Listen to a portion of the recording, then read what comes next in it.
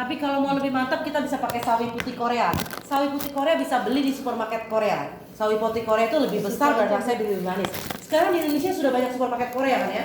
Oke ya, pakai sawi putih apa aja nggak apa-apa. Nah, setelah ada sawi putihnya, kita potong-potong sesuai selera ya. Setelah dipotong-potong, ini siapa lagi yang belum masuk ke toilet ya? Iya, tadi pagi. Ya.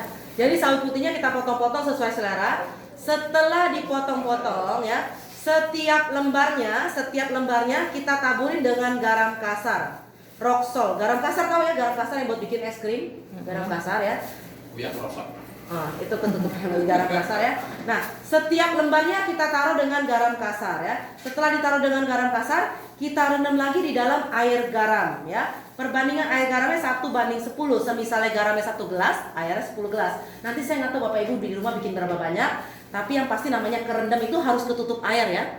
Selama 5 jam. Setelah 5 jam, nanti sawi putihnya sudah layu seperti. Sekali lagi ini tidak direbus, cuma direndam air garam aja ya. Setelah 5 jam dia sudah layu seperti ini. Kalau belum layu, rendam aja lamaan dikit ya. Nah, setelah layu kita angkat, kita cuci bersih sampai tidak ada satupun garam yang melekat. Setelah dicuci bersih, kita angkat, kita tiriskan. Kurang lebih 1 jam ditiriskan. Nanti dia udah gak ada air lagi, baru kita olesin dengan saus kimchinya. Cara bikin saus kimchinya itu bagaimana? Bawang putih, jahe, bawang bombay, cabai bubuk Korea. Saya bilang cabai bubuk Korea ya, bukan bon cabai. Ya, bon cabai ada bijinya, nanti pahit. Cabai bubuk Korea tuh udah gak ada bijinya dan dijemurnya di bawah sinar matahari, jadi beda.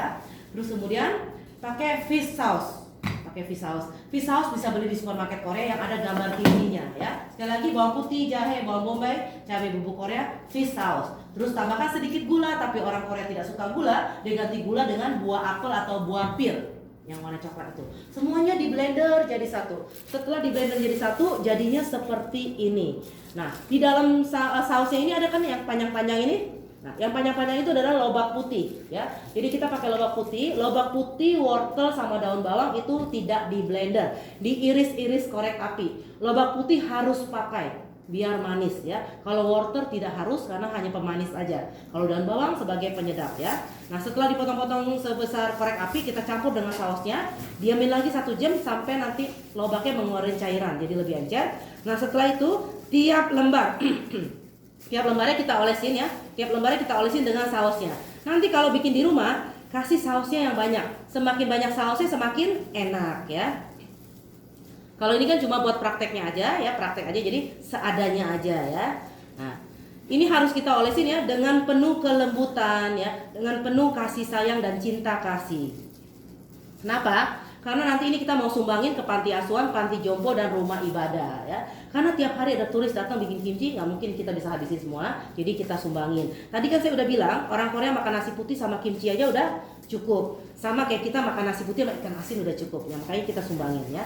Nah, sekarang cara gulungnya, lembaran paling terakhir kita sisihkan. Yang ini kita gulung ya, gulung 1, 2. Nah, setelah itu yang kita sisihkan tadi sebagai pengikatnya. Ini udah jadi apa belum? Belum. Kenapa belum? Karena belum difermentasi. Sudah boleh dimakan belum?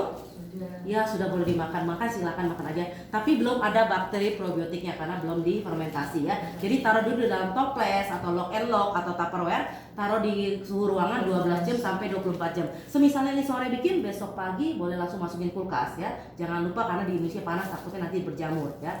Setelah di dalam kulkas 2-3 hari kemudian sudah ada bakteri probiotik ya, sudah jadi kimchi. Silakan dimakan cepet-cepet, tambah lama tambah asam soalnya. Kalau udah tambah asam nggak doyan lagi jangan dibuang, bisa dibikin nasi goreng kimchi, bakwan kimchi atau sup kimchi ya. Nah, sekarang cara buka sarung tangan ya. Satu sarung tangan dibuka, dikepal di tangan satu lagi, ini diputar balik ya.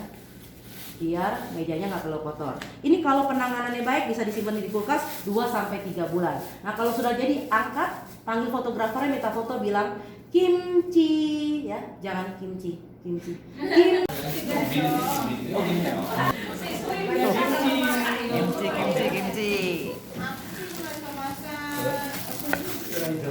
Cik gue ini loh. Enggak apa-apa. Tapi cicip dulu. Tapi buang ya, mau disumbang. Iya, ini ya. Apanya ambil? Kimchi.